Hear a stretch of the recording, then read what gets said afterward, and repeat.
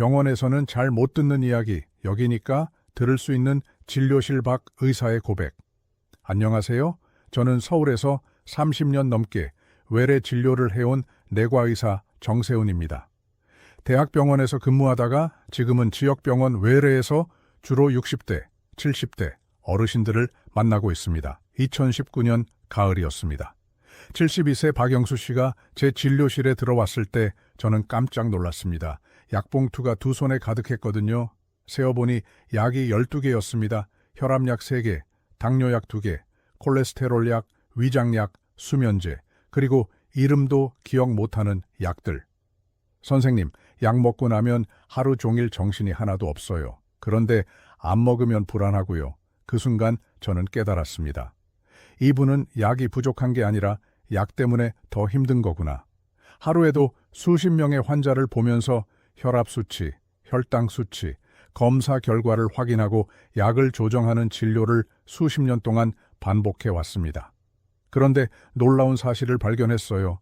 제가 진료한 7만 명 중에서 약 때문에 오히려 더 힘들어하신 분들이 3천 명이 넘었습니다. 혹시 지금 여러분도 약봉투가 점점 두꺼워지고 있나요? 아침에 약 먹고 나면 오히려 몸이 더 무거워지나요? 그렇다면 오늘 이야기를 끝까지 들어주세요. 오늘 드릴 이야기는 책에서 배운 이론도 아니고 논문 하나에서 따온 내용도 아닙니다. 제가 30년 동안 수만 명을 직접 보면서 확신하게 된 이야기입니다. 이 이야기는 대부분의 외래 진료에서는 의사가 먼저 꺼내지 않습니다. 시간이 없고 설명이 길어지고 오해가 생길 수 있기 때문입니다. 하지만 이 영상은 외래 진료실이 아닙니다. 그래서 오늘은 병원에서는 잘 못 듣는 이야기, 여기니까 들을 수 있는 조금은 귀한 이야기를 하려고 합니다. 오늘 이야기의 주제는 이것입니다. 의사가 약부터 줄인 환자 기록, 약을 늘리기 전에 반드시 확인해야 할 5가지 신호. 지금부터 5번째부터 첫 번째까지 차분하게 말씀드리겠습니다. 도움이 되신다면 좋아요와 구독 눌러주시고 댓글에 여러분의 이야기도 남겨주세요. 5번째, 약을 먹고 나서 몸이 더 멍해지는 느낌. 이건 외래 진료에서 거의 집어주지 않는 신호입니다. 많은 분들이 이렇게 생각합니다. 약을 먹었으니까 졸린 거겠지. 나이 들어서 그런 거겠지. 하지만 여기서 한번 스스로에게 물어보세요. 아침에 약을 먹고 나서 머리가 맑아지는 게 아니라 오히려 멍해지지는 않나요? 약을 먹은 직후가 하루 중 가장 무겁지 않나요? 70세 이성호 어르신이 작년 봄에 제 진료실에 오셨을 때 걸음이 평소보다 느렸습니다. 어르신, 오늘 컨디션이 안 좋으세요? 아니요, 선생님. 요즘 아침 약 먹고 나면 점심때까지 정신이 하나도 없어요. 오후 되면 좀 나아지는데요. 저는 그 순간 10년 전이 떠올랐습니다. 당시 68세였던 김순자 할머니, 비슷한 증상을 말씀하셨는데 저는 나이 탓이라고 넘겼었거든요. 6개월 뒤 그 할머니가 낙상으로 고관절 골절을 입으셨다는 소식을 들었습니다. 그때 제가 이 신호를 놓쳤던 거였어요. 그래서 이성호 어르신에게는 절대 같은 실수를 하지 않겠다고 다짐했습니다. 여기서 의학 용어 하나 설명드리겠습니다. 반감기라는 말입니다. 반감기는 약이 몸 안에서 절반으로 줄어드는데 걸리는 시간입니다. 쉽게 설명하면 이렇습니다.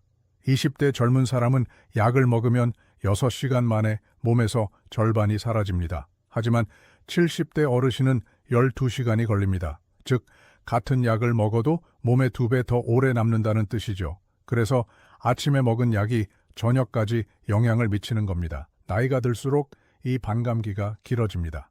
그런데 약 용량은 그대로입니다. 약은 그대로인데 몸은 점점 더 무거워지는 일이 생기는 거죠. 이성호 어르신의 혈압약을 자세히 살펴봤습니다. 20년 전부터 같은 용량을 드시고 계셨어요. 어르신, 이 약 언제부터 드셨어요? 글쎄요, 50대부터 먹었으니까 한 20년 넘었나? 용량 조정은 한 적 있나요? 없어요. 수치가 괜찮다고 그대로 먹으래요. 저는 조심스럽게 제안했습니다. 어르신, 약 복용 시간을 한번 바꿔볼까요? 아침 대신 저녁에 드셔보세요. 어르신은 걱정스러운 표정이셨어요. 그래도 돼요? 혈압 오르는 거 아니에요? 괜찮습니다. 일주일 동안 혈압 체크하면서 지켜보겠습니다. 일주일 뒤 어르신이 다시 오셨습니다. 표정이 완전히 달라져 있었어요. 선생님, 낮에 머리가 맑아요. 전에는 오후까지 멍했는데 이제는 아침부터 정신이 또렷해요. 혈압 수치를 재봤습니다. 이전과 똑같이 안정적이었어요. 약은 그대로인데 복용 시간만 바꿨을 뿐인데 삶의 질이 완전히 달라진 겁니다. 그래서 저는 확신했습니다. 수치가 괜찮다고 몸이 괜찮은 게 아니라는 걸요. 약을 어떻게 먹느냐가 무엇을 먹느냐만큼 중요하다는 걸요. 지금 당장 할 수 있는 것 3가지만 말씀드리겠습니다. 첫째, 아침 약 먹고 난 뒤 2시간 후 몸 상태를 한번 체크해 보세요. 멍한지 맑은지. 둘째, 졸림이 오면 나이 탓으로 넘기지 마세요. 약 때문일 수 있습니다. 셋째, 약 먹는 시간과 멍해지는 시간을 일주일간 기록해 보세요. 패턴이 보일 겁니다. 이게 다음 신호로 이어집니다. 네 번째, 약을 안 먹으면 괜히 불안해지는 상태. 이건 약이 치료가 아니라 지팡이가 되기 시작했다는 신호입니다. 이쯤에서 한 번 더 자신에게 물어보세요. 약을 안 먹으면 몸보다 마음이 먼저 불안해지지 않나요? 약을 챙겼다는 사실 자체가 안심이 되지 않나요? 이성호 어르신도 이 신호가 있었습니다. 복용 시간을 바꾸고 2주가 지났을 때 어르신이 이렇게 말씀하셨어요. 선생님, 요즘 아침에 약을 안 먹으니까 하루가 불안해요. 뭔가 빠뜨린 것 같고요. 저는 조심스럽게 여쭈어봤습니다. 어르신, 혈압이 올라가서 불안하세요? 아니면 약을 안 먹었다는 사실 자체가 불안하세요? 어르신은 잠시 생각하시더니 이렇게 대답하셨어요. 글쎄요, 혈압보다는 약을 안 먹었다는 게 더 불안한 것 같아요. 여기서 나오는 의학 용어가 심리적 의존입니다. 많은 분들이 의존을 나쁜 단어로 생각합니다. 마약이나 술처럼 끊기 힘든 거라고요. 하지만 의학적으로 의존은 몸이 약해졌다는 뜻이 아니라 몸이 새로운 균형을 약에 맞춰버렸다는 뜻입니다. 마치 지팡이에 익숙해지면 지팡이 없이 걷는 게 불안한 것처럼요. 제가 10년 전에 만났던 환자분이 계십니다. 63세 박영희 씨였는데 수면제를 3년째 드시고 계셨어요. 어르신, 요즘 잠은 어떠세요? 예전보단 괜찮아요? 약 먹으면 잘 자요. 그럼 하루만 약 안 드시면 어때요? 그 순간 어르신 표정이 굳었습니다. 안 돼요, 선생님. 약 없으면 절대 못 자요. 한번 약국에서 약이 떨어졌는데 그날 밤 한숨도 못 잤어요. 저는 수면 검사를 제안했습니다. 어르신은 반신반의하셨지만 검사를 받으셨어요. 결과가 나왔습니다. 몸은 충분히 잘 수 있는 상태였어요. 수면 구조도 나쁘지 않았고요. 문제는 몸이 아니라 약 없이는 못 잔다는 마음의 의존이었던 거죠.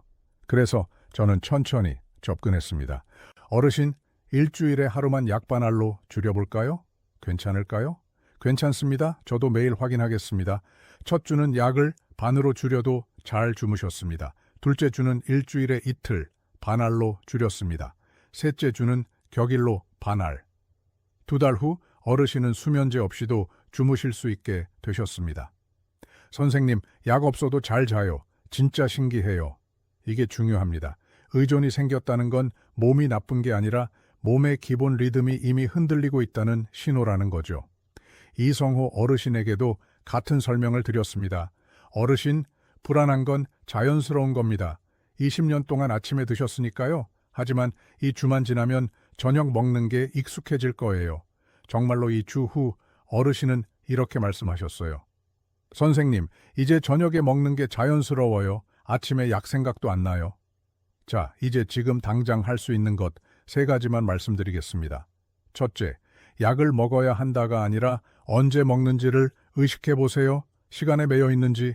둘째, 약 말고 하루를 지탱해주는 습관이 있는지 떠올려 보세요. 산책, 운동, 취미. 셋째, 불안이 올 때 몸부터 움직여 보세요.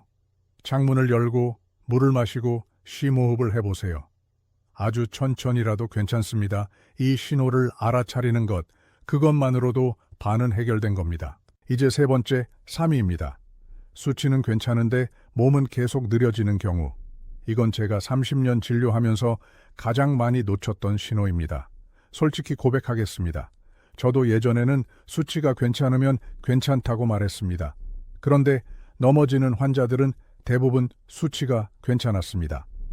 2018년 겨울 75세 김철수 할아버지가 응급실로 실려 오셨습니다. 집 화장실에서 넘어지신 거였죠. 다행히 큰 부상은 없으셨지만 저는 차트를 확인했습니다. 혈압 130에 80, 혈당 110, 콜레스테롤 정상, 모두 정상 범위였습니다. 왜 넘어지셨을까? 그때 저는 깨달았어요. 수치가 괜찮다고 몸이 괜찮은 게 아니라는 걸요. 여기서 의학 용어 하나 더 말씀드리겠습니다. 기능 저하입니다. 기능 저하는 질병이 생겼다는 뜻이 아니라 몸의 사용 능력이 떨어졌다는 뜻입니다. 쉽게 비유하면 이렇습니다. 집의 구조는 멀쩡해 보이지만 문을 여는 힘이 약해지고 계단 오르는 속도가 느려지고 전등 스위치 누르는 게 힘들어진 상태. 바로 이게 기능 저하입니다. 검사에는 안 나오지만 몸은 이미 신호를 보내고 있는 거죠. 이성호 어르신도 이 신호가 있었습니다. 약 복용 시간을 바꾸고 한 달쯤 지났을 때 정기 검진을 하러 오셨어요. 혈압 수치, 혈당 수치 모두 안정적이었습니다. 하지만 제가 발견한 건 따로 있었습니다. 어르신이 의자에서 일어날 때 한 박자 멈추셨거든요. 그리고 진료실을 나갈 때 발이 늦게 떨어졌습니다. 어르신, 요즘 걸을 때 불편하세요? 아니요, 괜찮아요. 의자에서 일어날 때는요? 좀 무겁긴 해요. 나이 들어서 그런가 봐요. 이건 외래 진료에서는 거의 기록되지 않습니다. 시간도 없고 나이 탓으로 넘기기 쉽거든요. 하지만 저는 이번엔 놓치지 않았습니다. 어르신, 간단한 테스트 몇 가지만 해볼까요? 지금 여러분도 같이 해보실 수 있습니다. 첫 번째 테스트. 의자에서 손을 안 짚고 일어날 수 있나요? 이성호 어르신은 손으로 무릎을 짚으셨어요. 두 번째 테스트. 한 발로 10초 이상 서 있을 수 있나요? 어르신은 5초 만에 다른 발을 내려놓으셨습니다. 세 번째 테스트. 10m를 12초 안에 걸을 수 있나요? 어르신은 15초가 걸렸습니다. 저는 조심스럽게 말씀드렸어요. 어르신, 수치는 정말 좋습니다. 하지만 몸의 기능이 조금 떨어지고 있어요. 그럼 어떻게 해야 해요? 약을 늘리는 게 아니라 몸을 움직이는 겁니다. 저는 구체적으로 설명드렸습니다. 매일 아침 집 앞 공원 한 바퀴만 걸어주세요. 처음엔 천천히 10분이면 됩니다. 그리고 TV 볼 때 의자에서 일어났다 앉았다 10번만 반복하세요. 어르신은 고개를 갸우뚱하셨어요. 그것만 하면 돼요? 네, 그것만 해주세요. 2주 후에 다시 봐요. 2주 후 어르신이 오셨습니다. 걸음이 달라져 있었어요. 선생님, 요즘 아침에 걷는데 숨이 덜 차요. 테스트를 다시 해봤습니다. 의자에서 일어날 때 손을 안 짚으셨어요. 한 발로 12초를 서셨습니다. 1m는 11초. 어르신, 대단하십니다. 한 달 후 더 놀라운 변화가 있었습니다. 선생님, 계단이 편해졌어요. 전에는 한 칸씩 쉬었는데 이제는 쭉 올라가요. 3개월 후 혈압도 더 안정적이었고 당뇨 수치도 좋아졌습니다. 약은 하나도 안 늘렸는데 말이죠. 왜 이런 일이 벌어졌을까요? 몸을 움직이면 근육이 살아나고 심장이 튼튼해지고 혈액순환이 좋아지고 뇌에 산소가 잘 가고 자연스럽게 수치도 안정되는 겁니다. 반대로 움직이지 않으면 근육이 빠지고 심장이 약해지고 혈액순환이 나빠지고 수치는 괜찮아도 몸은 점점 망가지는 거죠. 지금 당장 할 수 있는 것 3가지만 말씀드리겠습니다. 첫째, 의자에서 일어날 때 손을 짚는지 안 짚는지 확인해 보세요. 둘째, 횡단보도를 건널 때 신호가 여유로운지 아니면 빨간불 직전에 건너는지 느껴보세요. 셋째, 조금 움직이고 난 뒤 숨이 차는 정도와 회복되는 속도를 체크해 보세요. 이게 다음 신호로 이어집니다. 자, 이제 2위. 약이 점점 늘어나고 있는 상태. 이건 가장 눈에 잘 띄지만 가장 위험한 신호입니다. 여기서 아주 중요한 의학 용어가 나옵니다. 약물 부담. 영어로는 폴리메디케이션 버든입니다. 약이 많아질수록 몸이 좋아지는 게 아니라 약을 처리하느라 몸이 더 지치는 상태를 말합니다. 쉽게 설명하면 이렇습니다. 약이 5개를 넘어가면 몸에서 이런 일이 벌어집니다. 간은 약을 처리하느라 지치고 신장은 약을 배출하느라 과부하되고 위는 약 때문에 쓰리고 뇌는 여러 약의 신호를 동시에 받아 혼란스러워합니다. 이게 바로 폴리메디케이션 캐스케이드 약물 부담의 악순환입니다. 특히 60대 이후에는 약이 하나 늘 때마다 낙상 위험이 눈에 띄게 증가합니다. 이건 논문 이야기만이 아니라 제가 수만 명을 보며 확인한 현실입니다. 이성호 어르신의 차트를 다시 한번 펼쳤습니다. 약 목록만 한 페이지가 가득 차 있었어요. 혈압약 2개, 당뇨약 2개, 콜레스테롤약 하나, 위장약 하나, 수면제 하나, 영양제 2개. 총 9개였습니다. 저는 하나씩 어르신께 여쭈어봤습니다. 어르신, 이 위장약은 왜 드세요? 속이 쓰려서요. 요즘도 속 쓰리세요? 요즘은 괜찮아요. 그럼 이 약은 언제부터 드셨어요? 혈압약 먹으면 속 쓰릴까봐 같이 처방받았어요. 한 10년 됐나? 저는 놀랐습니다. 실제로는 속이 안 쓰린데 예방 차원에서 10년째 먹고 계신 거였어요. 어르신, 2주 동안 이 약만 끊어볼까요? 괜찮을까요? 매일 속 상태 기록해 주세요. 쓰리면 다시 드리겠습니다. 2주 후 어르신이 오셨습니다. 선생님, 아무렇지도 않아요. 속 안 쓰려요. 약 하나가 줄었습니다. 다음은 수면제였습니다. 어르신, 요즘 잠은 어때요? 전에는 새벽에 깼는데 요즘은 아침까지 자요. 그럼 수면제가 필요 없는 거 아닌가요? 그런데요, 끊으면 못 잘 것 같아요. 저는 천천히 설명드렸습니다. 어르신, 낮에 많이 걷고 계시잖아요. 그래서 잘 주무시는 거예요. 수면제를 반으로 줄여볼까요? 어르신은 불안해하셨지만 시도해 보셨습니다. 일주일 후, 선생님, 반알로도 잘 자요. 2주 후, 격일로 먹어볼까요? 한 달 후, 어르신, 이제 안 드셔도 잘 주무실 것 같은데요. 그렇게 수면제도 끊었습니다. 약이 9개에서 7개로 줄었습니다. 그런데 놀라운 일이 벌어졌습니다. 혈압이 더 안정적이었고 혈당도 좋아졌고 무엇보다 어르신 표정이 완전히 달라졌어요. 선생님, 몸이 가벼워요. 약 줄이니까 오히려 더 좋아요. 왜 이런 일이 벌어졌을까요?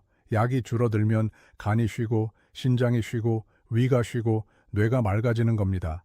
그러면 몸이 본래 기능을 회복하기 시작해요. 반대로 약이 많으면 몸은 약을 처리하느라 정작 자기 일을 못하는 거죠. 하지만 여기서 정말 중요한 게 있습니다. 절대 혼자 약을 끊으시면 안 됩니다. 반드시 담당 의사와 상의하셔야 합니다. 제가 말씀드리는 건 약을 끊으라가 아니라 약을 다시 한번 보자입니다. 자, 이제 마지막으로 1위. 약을 줄이자는 말이 무섭게 느껴질 때 이게 가장 결정적인 신호입니다. 이성호 어르신께 제가 이렇게 말했을 때 표정이 굳었습니다. 어르신, 약을 조금 더 줄여보겠습니다. 괜찮을까요? 다시 나빠지는 거 아닐까요? 이 질문에는 불안, 의존, 그리고 무너질까봐 두려운 마음이 모두 들어 있습니다. 약을 줄이자는 말을 들으면 대부분 이렇게 반응하십니다. 괜찮을까요? 다시 나빠지는 거 아닐까요? 의사가 준 약을 임의로 줄여도 돼요? 이 두려움 저도 충분히 이해합니다. 약은 안전망이거든요. 그 안전망을 치우는 게 무섭게 느껴지는 건 당연합니다. 저는 단호하지만 차분하게 말씀드렸습니다. 어르신, 줄이는 게 아니라 조정하는 겁니다. 다시 보는 거예요. 그리고 천천히 설명을 시작했습니다. 어르신, 20년 전에 시작한 약이 지금도 그대로 맞을까요? 20년 전 어르신 몸과 지금 어르신 몸이 똑같을까요? 어르신은 고개를 천천히 저으셨어요. 그건 다르죠? 맞아요. 몸이 달라졌으니 약도 달라져야 합니다. 그게 조정이에요. 가장 먼저 조정한 건 혈압약이었습니다. 어르신, 혈압약 2개 중에서 하나를 반으로 줄여볼까요? 매일 아침 저녁으로 혈압 재주세요. 일주일 동안 기록하고요. 어르신은 걱정스러우셨지만 해보시기로 했습니다. 일주일 후 혈압 기록을 가지고 오셨어요. 아침 130대 82, 저녁 128대 80, 완벽하게 안정적이었습니다. 어르신, 보세요. 약 줄였는데도 혈압 괜찮죠? 어르신 얼굴에 안도감이 번졌습니다. 정말 괜찮네요. 2주 후 완전히 끊어봤습니다. 혈압은 여전히 안정적이었어요. 그리고 놀라운 변화가 하나 더 있었습니다. 선생님, 요즘 어지럽지 않아요. 전에는 갑자기 일어나면 어지러웠거든요. 이게 중요합니다. 약을 줄였는데 오히려 증상이 좋아진 거예요. 왜 그랬을까요? 혈압약이 2개였을 때는 혈압이 너무 낮아지는 순간들이 있었던 거죠. 특히 갑자기 일어날 때. 그래서 어지러웠던 건데 어르신은 그게 나이 탓인 줄 아셨던 겁니다. 3개월 후 이성호 어르신의 약은 9개에서 4개로 줄었습니다. 혈압약 1개, 당뇨약 1개, 콜레스테롤 약 1개, 그리고 비타민 1개. 정말 꼭 필요한 것만 남은 거죠. 어르신은 완전히 다른 사람이 되셨습니다. 걸음은 빨라졌고, 표정은 밝아졌고, 말도 많아지셨어요. 선생님, 약을 줄이니까 오히려 몸이 편해졌어요. 왜 진작 안 줄였을까요? 저는 대답했습니다. 타이밍이 중요했어요. 지금이 바로 그 타이밍이었던 거죠. 어르신이 걷기 시작하셨잖아요. 그래서 가능했던 거예요. 약을 줄이는 건 무조건 좋은 게 아닙니다. 타이밍이 있어요. 몸이 준비됐을 때, 생활 습관이 잡혔을 때, 그때 약을 조정하는 겁니다. 그래야 안전하고 그래야 효과가 있습니다. 기억하시기 좋게 다시 요점만 정리 드릴게요. 5위, 약 먹고 멍해지는 느낌, 반감기가 길어진 신호입니다. 4위, 약 없이는 불안한 마음, 심리적 의존이 생긴 신호입니다. 3위, 수치는 괜찮은데 몸은 느린 상태, 기능 저하가 시작된 신호입니다. 2위, 약이 계속 늘어나는 중 약물 부담이 쌓이는 신호입니다. 마지막 1위, 약 줄이기가 무서운 심리, 약이 지팡이가 된 신호입니다. 이 중 3개 이상 해당되신다면 약을 늘리기 전에 한 번쯤 멈춰서 다시 보셔야 합니다. 재차 강조지만 중요한 건 혼자 약을 끊으시면 안 됩니다. 반드시 담당 의사와 상의하셔야 합니다. 다만 이런 신호가 있다는 걸 의사에게 말씀하시는 게 첫 번째 단계입니다. 선생님, 요즘 약 먹고 멍해져요. 약이 너무 많은 것 같아요. 약을 한번 점검해 주실 수 있을까요? 이 한마디가 약을 다시 보는 시작점이 될 수 있습니다. 이성호 어르신은 지금 75세입니다. 약은 4개만 드시고 매일 아침 공원을 걷고 손주들과 등산도 가십니다. 선생님, 약 줄이고 나서 인생이 달라졌어요. 약 먹으려고 사는 게 아니라 살려고 약 먹는 거더라고요. 이 말씀이 오늘 영상의 핵심입니다. 약은 도구입니다. 주인공이 아니에요. 여러분이 주인공입니다. 댓글로 알려주세요. 저는 5개의 약을 먹어요. 저는 약이 점점 늘고 있어요. 이렇게요. 여러분의 댓글 하나가 다음 영상의 주제가 됩니다. 이 영상이 도움되셨다면 좋아요 눌러주시고 구독과 알림 설정도 해주세요. 특히 부모님께 이 영상을 공유해 주세요. 지금까지 진료실에서는 할 수 없는 이야기를 전하는 정세훈이었습니다. 건강하세요. 오래 사세요. 행복하세요. 감사합니다.